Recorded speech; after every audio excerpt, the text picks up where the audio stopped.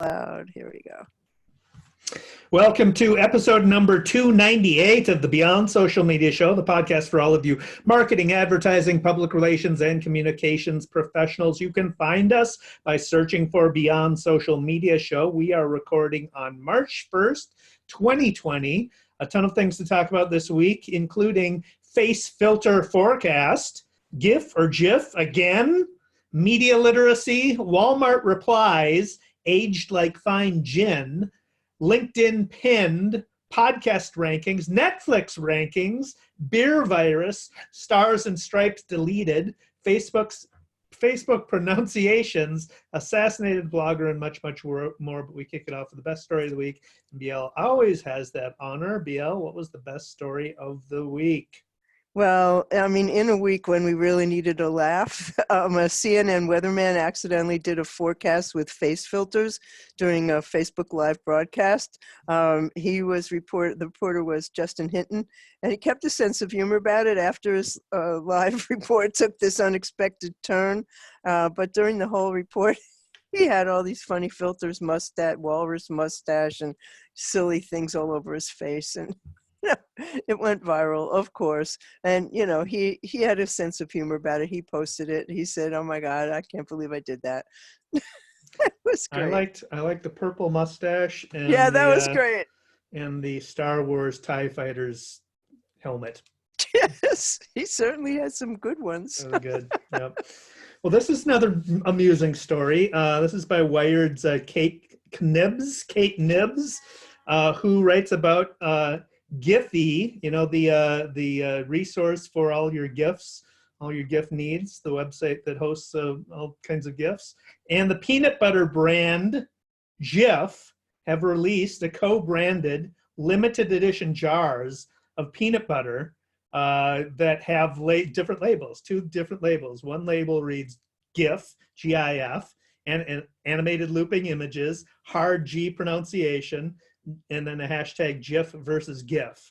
And then the other one, of course, is Jif, which is creamy peanut butter, of course. Soft G pronunciation, GIF versus GIF. Now, the writer takes it like, oh, how tedious this is, another GIF versus GIF argument. Can we end this? And then goes on to talk about it. But I think it's a very clever brand move to generate some attention for yourself out of nowhere, right?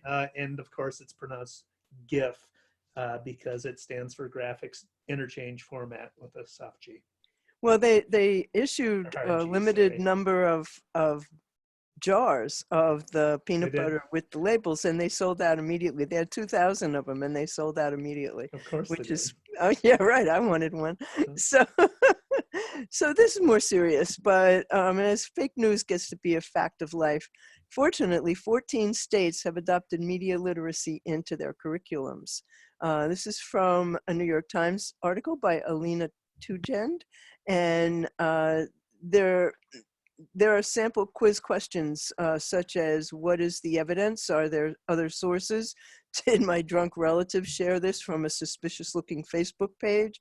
And the students sit at desks in groups of 4, and they watch videos about, for example, recent bushfires in Australia. And one of those showed an apocalyptic landscape in flames, and the other a tourist paradise with assurances that much of the continent is safe. And instead of dismissing both as fake news, the 8th graders know what questions to ask. Who put out the videos? What does each source have to gain? How big is Australia? Could both videos be true? So research shows, and we've seen this time and again, that inability to judge content leads to two unfortunate outcomes. People believe everything that suits their preconceived notions, or they cynically disbelieve everything. Either way, it leads to polarization and disengagement of the citizenry. Other recent research suggests that while so-called digital natives, preteens and teenagers are technically savvy, many of them fall short when it comes to assessing the veracity of news articles. And so these students who are learning about fake news take the classes for an hour a week for 3 years. One of the schools is the one that was in the article, Herbert Eisenberg Intermediate School in Coney Island in Brooklyn. You know, that's a great step forward. And I think that every school should be required to do it. And it should That start in kindergarten, not 8th grade. Yeah, that is very good. One of the hallmarks of politically motivated fake news, quote unquote, fake news that's designed to manipulate our political opinions, is triggering anger. Headlines that are designed to make you angry, and the reason they do that is anger inhibits information seeking. So you just react emotionally to what you're reading in the headline, and because those emotions well up in you, it tends to inhibit information seeking. So you're not going to go and do the media literacy and the vetting of the stuff that would tell you that it's fake news in the first place. So. You know, the sad thing is, I mean, I remember hearing our rabbis saying that you have to go out of your way to look at the other side of the coin. You know, you don't want to be in an echo chamber, and we are. We are in an echo chamber because we tend to read the things that we already agree with and, you know, use those as sources. And it's so important to look at both sides of the story. So, you know, this is a great step forward. Yeah. Well, again, one of the best ways of understanding a topic fully is to argue the topic from the opposite point of view that you hold. Definitely. But that requires being informed about the opposite side. So first you better read about it. Yeah. So I responded to a headline last week. I tweeted a Bloomberg story by Matthew Boyle about Walmart's new in-store health center. They're rolling out these pilots apparently of in-store health centers where shoppers can get like a $30 medical checkup, $25 teeth cleaning, talk about their anxieties with the counselor for $1 a minute. The prices are clearly listed, so you know exactly what you're going to pay, you know what you're going to pay for. They accept walk-ins, but you can book online beforehand. Don't require insurance. That's a fascinating article. I tweeted the article, a Bloomberg article, and then a day later, Walmart replied to my tweet. So they replied saying Walmart care clinics are primary care clinics which offer diagnosis and treatment of chronic acute illnesses, preventative services such as immunizations, physicals, and additional health screening. Our expanded scope of services enables us to be your primary medical provider. It was just fascinating that they replied, but they're very smart because they got exactly what they wanted their messaging to be to one, the person who tweeted that article, me, but also anybody else in my feed who had read the article from my feed as well. So I thought it was very smart, earned media tactic to extend their messaging and refine and get the exact messaging they wanted out of that story. No, I also think it's a very smart move on their part to be doing this. Oh, yeah, this is absolutely. such a necessary thing. And I mean, you know, given that I have to pay $200 to get my teeth cleaned, I would definitely try the $25 one if we knew that these people were qualified. But I have to guess that they're not going to put just anybody in there cleaning teeth, because that's pretty skilled kind of thing. So there's a fun one. This 84-year-old woman can finally drink alcohol because she was born on February 29th, 1936, though she turned 21 this year on leap year, which was yesterday. And so Aviation Gin is helping her celebrate. This is from a David Griner story in Adweek.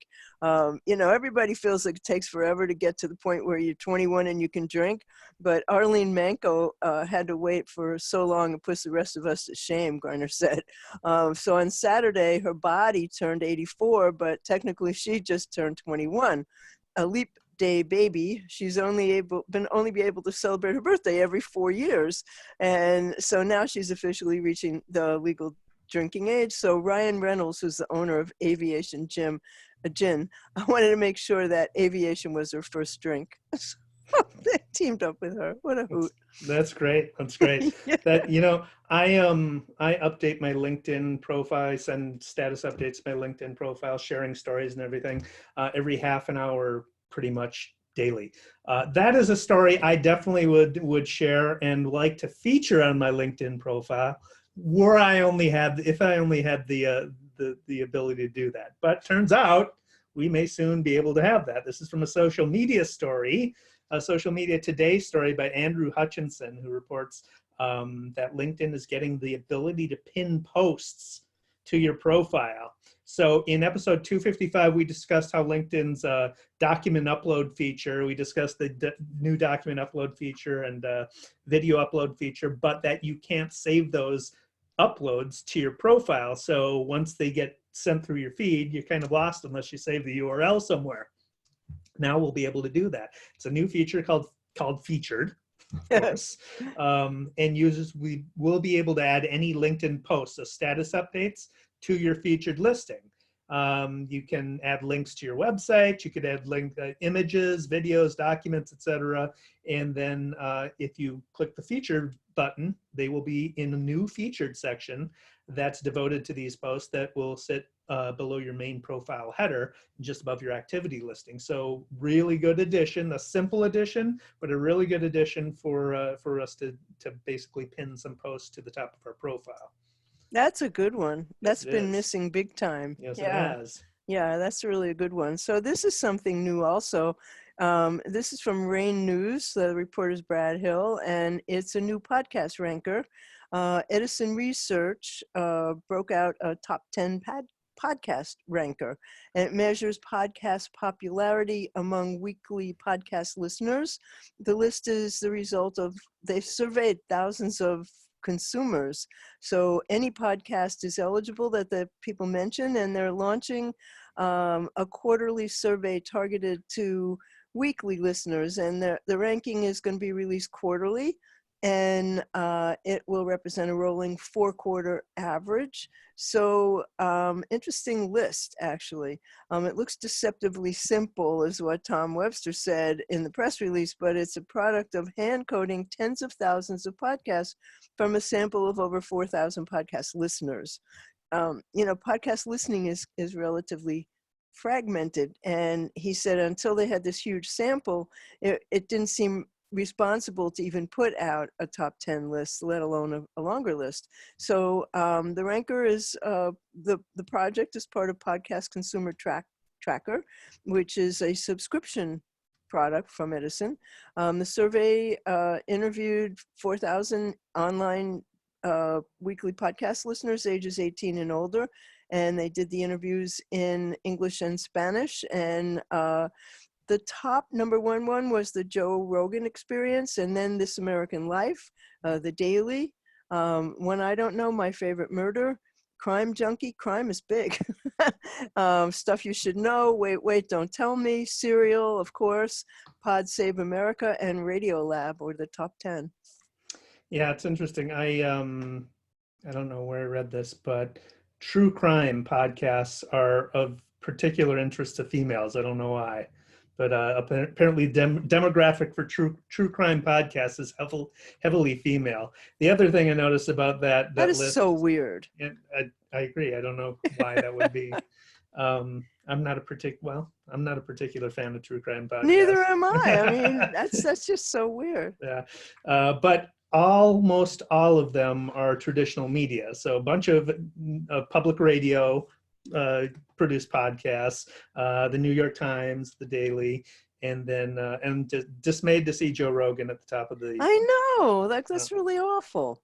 Yeah, but I don't know that it's not particularly useful because I kind of knew all those were at the top of the list anyway. I'd like to segment it by different, industries or something. Emerging podcasts or something like that, but how would they do that, really? That's kind of complicated. Well, if anybody can do it, they can.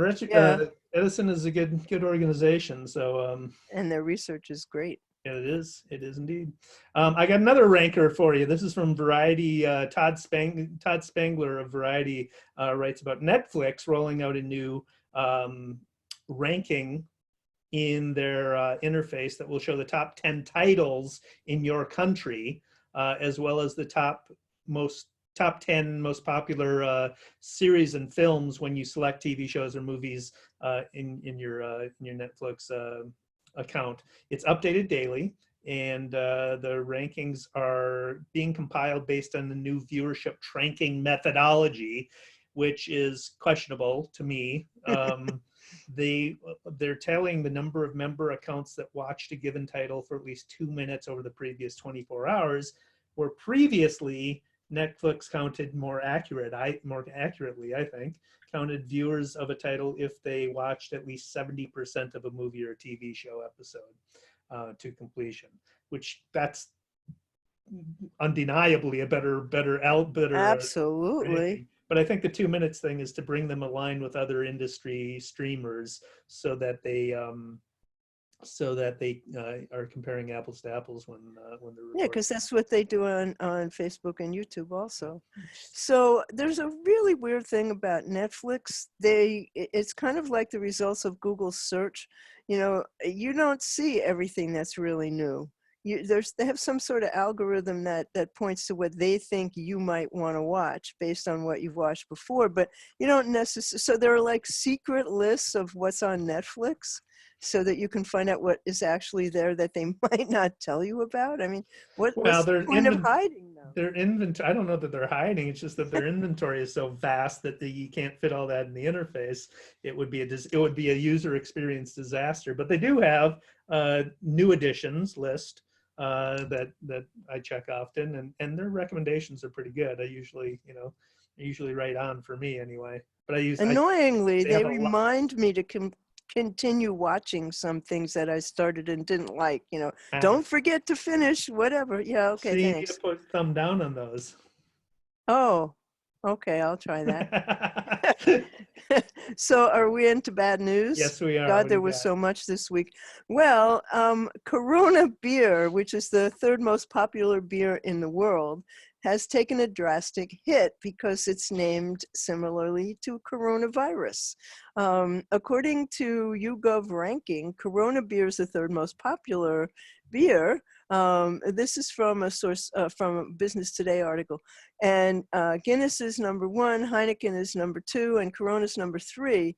So there's been a whole lot of memes and ridicule about the brand. And I didn't know this. Anheuser-Busch makes all three of them. They make Budweiser, Corona, and Stella Artois. There's also reports of frequent online searches for Corona beer virus and beer coronavirus. This shows that the Mexican beer brand has not been able to escape its unfortunate connection with the virus, and shares of the stock of Constellation Brands, who makes them, dived 8% this week. And actually, Corona beer's name comes from the Sun's Corona. So Anheuser-Busch CEO Carlos Brito said, "Our business is all about going to restaurants, nightlife, going out to friends. It's really about getting back to normal, and we're preparing for the surge when things return to normal," whatever that means. But Eyewitness News in Brussels reported that Anheuser-Busch is the latest company to warn that the outbreak has taken a ton of business from them, following Diego's alert on Wednesday that the virus is greater, would knock up to $260 million off its profit in 2020. Drinks are a lot about going out to bars and restaurants and drinking. And if people aren't going to do that, the makers of drinks are going to take a heavy hit. Yeah, it's You got to stay home tough. and drink. It's pretty tough, definitely. But please drink something better than those. Well, Diego's not so terrible. It's kind of stunning that people would not drink Corona because they think it's connected in any way with coronavirus. Please, there's no underestimating the stupidity of the public. Oh my God, you just stole my line. But that's the truth, sadly. All right, so here's a really stupid thing. This is David Knowles of Yahoo reports that Stars and Stripes, the newspaper that services the U.S. military, is funded by the Pentagon's Defense Media Activity budget, and it has its own editorial independence. It has a daily audience of 1 million readers. It has been in operation since November 9, 1861, and serving our armed forces since then. But in the run-up to the 2016 presidential election, the paper published an article about the press conference that was held by retired military officers who questioned Trump's ties to Russia. The headline was, "Former admirals and generals warn Trump is dangerous to military and country." So, as a result, Trump has eliminated the budget for Stars and Stripes. Oh, God. I mean, really. It's just horrific. Yeah. It really is. Yeah. So this Facebook is willing to pay you for, this is from a story in The Verge by Jay Peters. Facebook will pay you for your voice recordings, but they won't pay you much. They say that your voice recordings are going to be used to help improve speech recognition. They'll pay you $5 a pop. And that comes after Google, Amazon, Apple, Microsoft, and Facebook were accused of listening to users' voice recordings. So Facebook said, okay, we're listening and we'll pay you. So they'll let you make voice recordings as part of a new program called Pronunciations, which is if you qualify to be part of the Viewpoints Market Research app, they say you'll be able to record the phrase, "Hey Portal," followed by the name of a friend from your friends list. And you'll be able to do this with the names of up to 10 friends, and you have to record each statement twice. I don't understand the whole thing. If you complete one set of recordings, you get 200 points in the app, and you can't cash out until you earn at least 1,000 points, at which point you get your $5 via PayPal. Facebook says users get the opportunity to make up to 5 sets of recordings. So there's the potential to meet that 1,000-point goal and get your $5. Come on. So they want to train their voice activation to be able to, so that people can call their friends and families basically through Portal. Yeah. So I mean, hey, it's $5 more than Amazon or Google gave me. So. Yeah, well, if you want to spend the time to do it, go right ahead. Yeah, not really. So here's another outrageous story. The story isn't outrageous. The act that was reported in the story is outrageous. This is from Business Insider's Mitch Prothero, who reports that a guy named Imran Aliyev, he's a 44-year-old blogger who is a vocal opponent of Vladimir Putin, and Chechen leader Ramzan Kadyrov, died when his throat was cut in Lille, France last month. The French police believe the killing of the Chechen opposition blogger was politically motivated. I mean, what was the clue? Aliyev had been under police protection in Belgium because of threats out of Russia and Chechnya over his opposition blogging. The suspect is suspected assassin, is linked to one of Putin's closest allies and has fled to Moscow. So European intelligence and law enforcement officials are extremely concerned about assassinations of anti-Putin and Kadyrov dissidents throughout the EU and the UK. There's a in-depth investigative report by BuzzFeed's Heidi Blake called "From Russia with Blood" that details 15 people that have been killed by Russian hit squads in the UK. So seriously, I mean, this is going to happen here.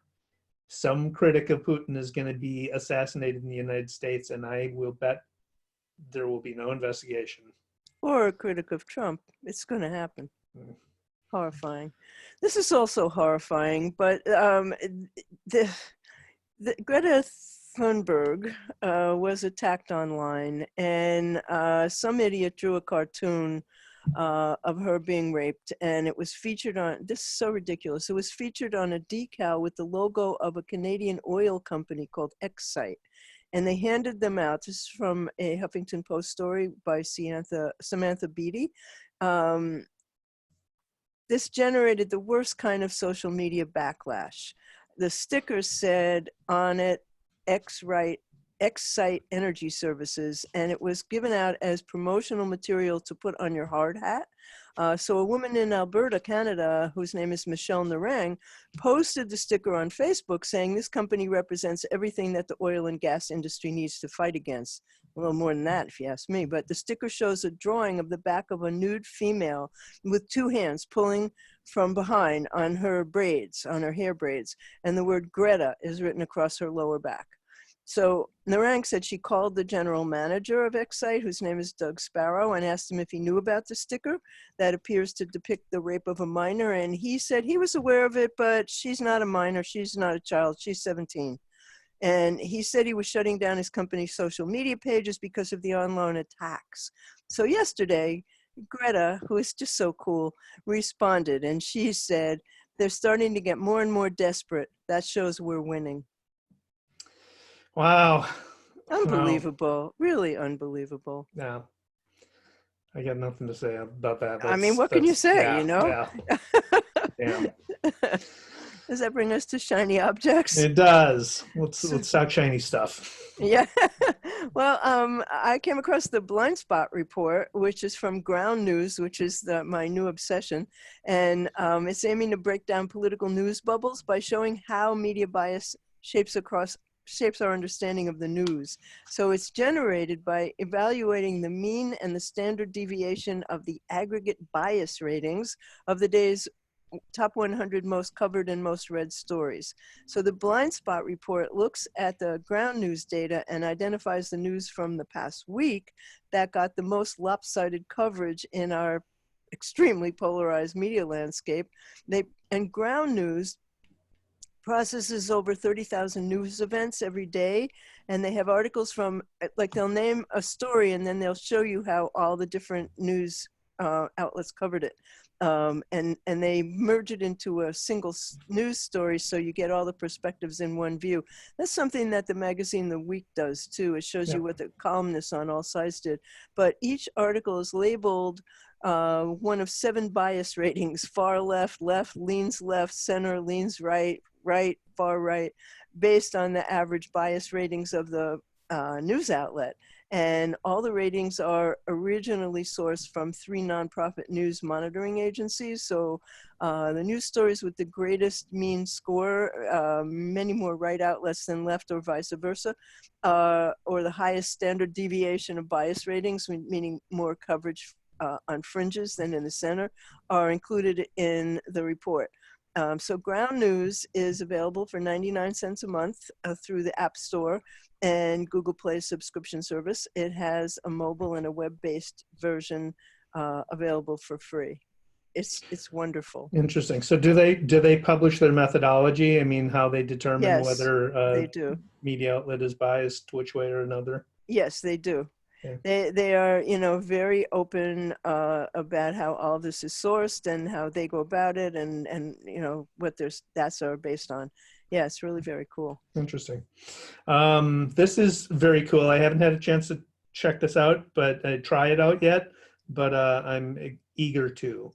This is from Marketing Land's Amy Gessenhuis, who reports that Vimeo has launched a new small and medium-sized business marketing tool called Vimeo Create. It has been in beta for some time, but it's come out of beta now. It's basically a full suite of video marketing tools that includes creation tools, smart editing features, quote unquote, unlimited stock video and photo content from Getty, for you to, and the ability to tailor your videos to individual social platforms. So, all the social platforms have different aspect ratios for the videos, so it'll account for that. It automatically uploads to Vimeo, of course, and then YouTube, Facebook, Twitter, LinkedIn, apparently not Instagram yet. That's not surprising because I can't do that through Hootsuite or other social sharing channels. But also it consolidates all the video analytics from those channels into one dashboard, so you get an overall look at how your videos have performed. There's a free trial, but you need a Vimeo Pro subscription in order to save and share your videos, and that's a $20 a month subscription fee, which is, given the nature of the tool, looks like if you create a lot of video or want to create a lot of video pretty easily, I think it's probably well worth it. The platform's available on the web, iOS and Android mobile apps. Think of it as Canva for video. Yeah, that's a very cool idea. I saw the website. I haven't tried it yet either, but it looks worth trying by the examples that they show. Mm-hmm. Definitely. Yeah. So this is a cool feature that I use MailTrack which only works on Chrome, unfortunately. It lets you know when your emails have been opened. It doesn't, if you send it to more than one person, it can only tell you that it's been opened, but not by whom. But if you send it to one person, it tells you when they opened it. So now they have an app that has they have three new features that they added. One that tells you when an old conversation was reopened. So, maybe if you were sending a sales email, you might want to check back with someone who you pitched or, an editor. The second one is that it tells you when an email becomes a hot conversation, meaning that it's been opened several times since you sent it, meaning it may have been forwarded by the recipient. And then it also tells you this is the newest thing, how quickly someone opened your previous email before the one you sent today. And if you sent an email to somebody and you were using MailTrack, you can now see the information about how long they took to open it. So that way you can decide how to approach your next message. Like maybe you need to send your message at a different time, or you may need to have a more urgent subject line. So there's a free version of MailTrack, but to use all the features, it's $20 a year, and in my experience, well worth it. Very cool. Isn't that cool? It is, absolutely. This is also cool. We've talked Google Fonts before, but they have a new feature now on the Google Fonts website where you can see what the most popular Google fonts on the web were for the past week, for the past month, for the past year. So for the past year, Roboto had the most views. So they count it by views because obviously you install Google Fonts onto your website, they'll be downloaded, they're going to be viewed. So the view is the metric. Roboto has been viewed in the past year, 3.4 trillion views. Wow. Yeah. Open Sans, 1.4 trillion. Lato, Lato, I don't know how do you pronounce it, Lato, has 486 billion and had a 14% increase in views over the past year. It also breaks it out by browser and by operating system. So interesting stuff. I don't know how useful, but if you're looking for a less popular or less, more unique font, you might use this to choose one that not everybody's using. I did some writing for Google, and Google uses Roboto for their communications. So that's their typeface, basically. Yeah, it often comes up as a default in my Google Docs as well. This is really cool. This is from The Verge's Kim Lyons with a hat tip to Rick, my friend, who pointed it out to me. The Smithsonian Institute is releasing 2.8 million high-res images into the public domain. So anyone can use them, download them for free, use them in any way you want. They include 2D and 3D images from 19 museums, 9 research centers, their archives, libraries, the National Zoo. Over the next few months, they'll add another 200,000 images to the platform and continue digitizing their massive database of 155 million items. Included among them is an image of an inverted 24-cent stamp. So there's a plane flying upside down. Basically, it was a Printing error? Is a printing error, exactly. That was what I was saying. BL, you ever watch the movie Green Book? Yes, I did. So they have a cover of the actual Green Book that movie revolves around. There's a postcard of Satchel Paige's Baseball Hall of Fame plaque, one of the best pitchers in baseball history. And since we're in spring training right now, I thought I'd throw in another baseball image. BL, do you know who Wally Pipp is? I do not. BL, you're a New Yorker. I don't know. I'm not a big baseball It doesn't fan. matter. You cannot call yourself a New Yorker until you know who Wally Pipp is. So I'm going to help you out. Okay. In 1925, the Yankees, your team, New York Yankees, were struggling at the bottom of the standing. Their manager started replacing the starters because they were struggling so badly. Wally Pipp was a very good first baseman, but he was struggling too. So on June 21, 1925, Wally Pipp came to the stadium and he had a splitting headache and was told to sit out the game. And he was replaced in the lineup by a first baseman by the name of Lou Gehrig. And Lou Gehrig went on to start a streak of 2,130 consecutive games, and Wally Pipp lost his starting position. And so Wally Pipp is kind of a joke of you better be ready to play because you might be the next Wally Pipp. In fact, there's a video of New England Patriots head coach Bill Belichick teasing one of his players who was sitting out injured on the sideline when his replacement ran a kickoff back for a touchdown. He said, "You know who Wally Pipp is?" That's mean. That's really mean. Well, what was funny about it is the guy didn't have a clue. Right. He was like kind of just humoring the coach because he didn't know who Wally Pipp was. And he's like, yeah. That's funny. That really is. But I mean, this Smithsonian release is so incredible. You know, I don't know if you experienced this, but when I was growing up, like your resource for research was the Encyclopedia Britannica. Right? Yep. And this is a far cry from that. My goodness. Indeed. So where does that take us? Where do we go next? Politics? I think we go to politics next, yeah. Well, I just love this. I really do. I just came across this today on Facebook, but Michael Bloomberg will send Trump a pink slip for you for free. You just sign the form, and of course you have to give up your email, your name, and your address, but Bloomberg will snail mail a pink slip telling Trump his services are no longer needed.